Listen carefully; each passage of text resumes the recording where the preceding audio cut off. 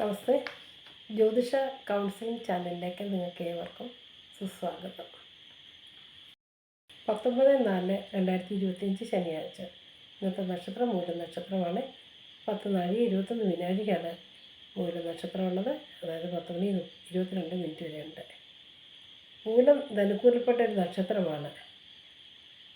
മൂലം ഒരു ഊന്നാളല്ല. ശുഭകർമ്മങ്ങൾക്കൊന്നും തന്നെ ഈ നക്ഷത്രം എടുക്കാറില്ല.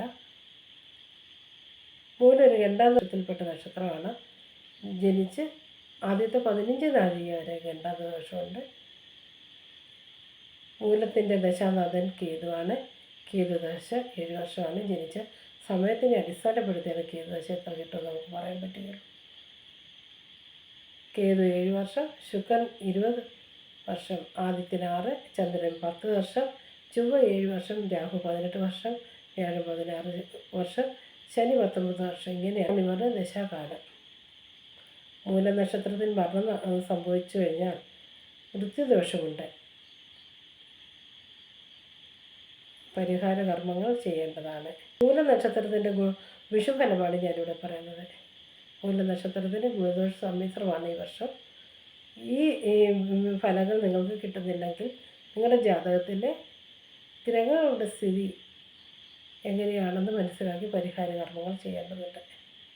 വ്യാപാര വ്യവസായ രംഗത്ത് അല്ലെ ബിസിനസ് രംഗത്ത് നിന്നുള്ള നേട്ടവും ധനലാഭമൊക്കെ ഉണ്ടാകാനും അംഗീകാരം ലഭിക്കാനും ഒക്കെ ഉള്ളൊരു യോഗം ഉള്ള കാലയളവാണ്.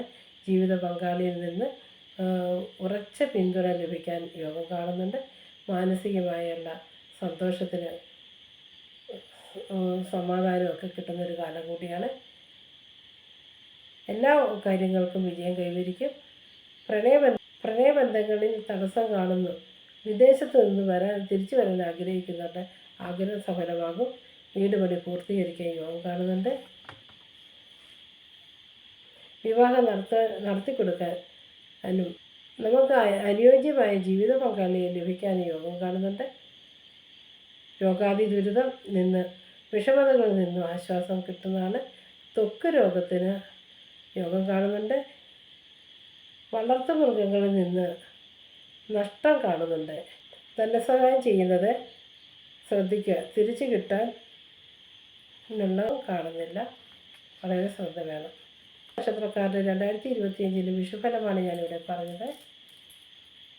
ഇതിൻ്റെ നിങ്ങളുടെ ഓരോ ഇപ്പോഴുള്ള ദശാകാലങ്ങൾ എന്താണെന്ന് അതിൻ്റെ ഗുണദോഷങ്ങൾ എന്തൊക്കെയാണെന്ന് അറിയണം ആഗ്രഹമുണ്ടെങ്കിൽ എനിക്ക് കമൻറ്റ് ചെയ്യൂ. Date of birth, place of birth, time of birth കൃത്യമായിട്ട് വേണം.